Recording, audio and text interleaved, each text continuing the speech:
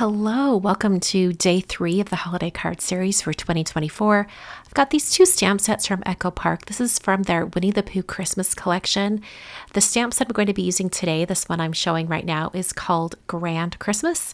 The other one is Snow Globe Scene.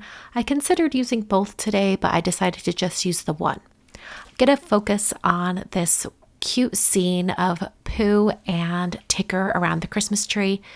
It's just so adorable. And I wanted to use kind of a softer brown shade for the stamping because I wanted to kind of, I don't know, when I think of this Winnie the Pooh illustration style, I think of very pale, soft colors. So I wanted to mimic that with my card. So I'm using the color Cobblestone from Simon Says Stamp. I'm not even sure if they still sell this anymore. It's from their original line of inks, which happen to be waterproof and alcohol marker friendly when they're dry. So I knew I would be able to watercolor over the top of this. So I stamped both the little image as well as the Jingle All the Way greeting from that stamp set in the Cobblestone ink onto this watercolor paper. I'm using my all-time favorite watercolor paper, which is Fabriano Artistico Extra White. And I did have to stamp both the image and the greeting about 3 times to get a really solid stamped image. That's because of the texture of the watercolor paper.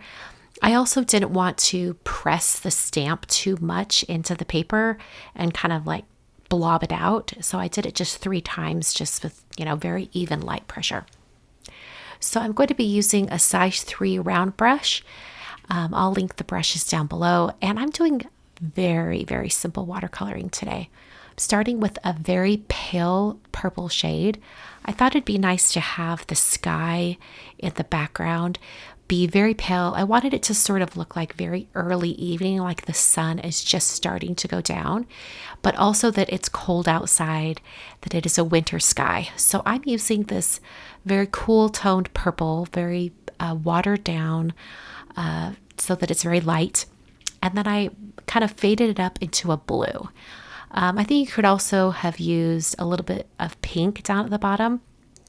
But I thought I really like this purple to blue shift. It kind of makes me think of a very cold day.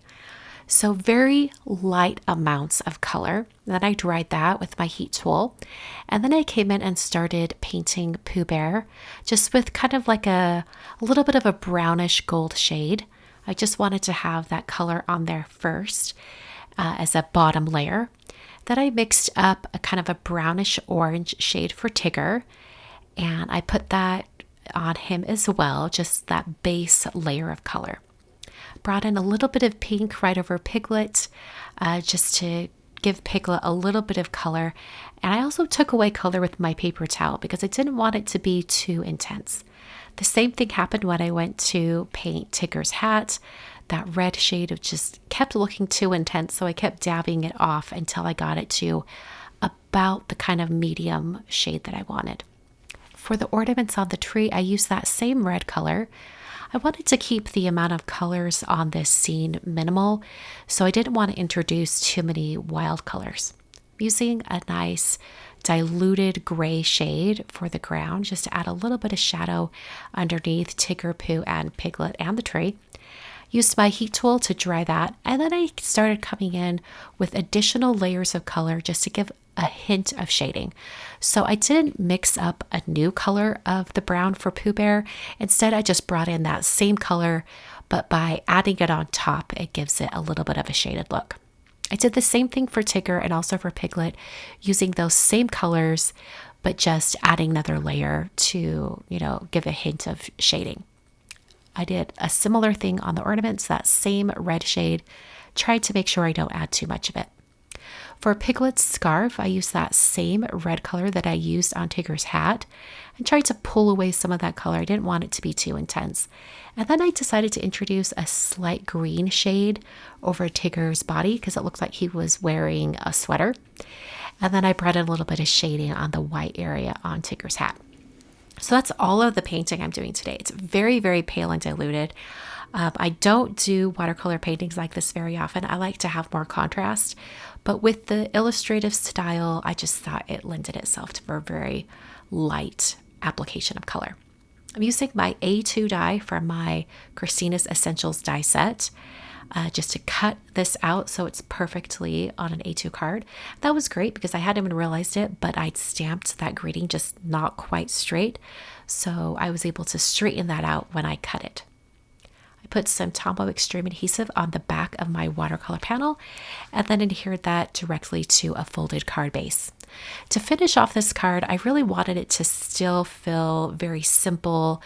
I didn't want to introduce anything too crazy, so I thought, you know what, why don't I add some white embroidery floss, some white string.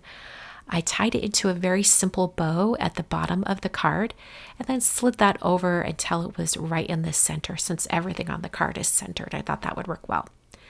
Trimmed off the extra tails on the bow, and then this finishes up day 3 of the holiday card series.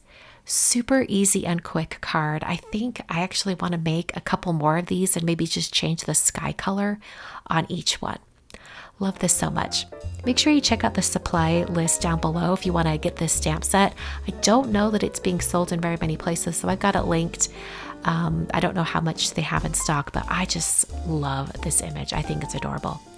On screen in the bottom corner, I've got last year's day 3 linked. And if you want to see all the day 3 videos from years past of the holiday card series, check out the video description down below. I've listed all 15 of the previous years of the holiday card series. Thanks for watching.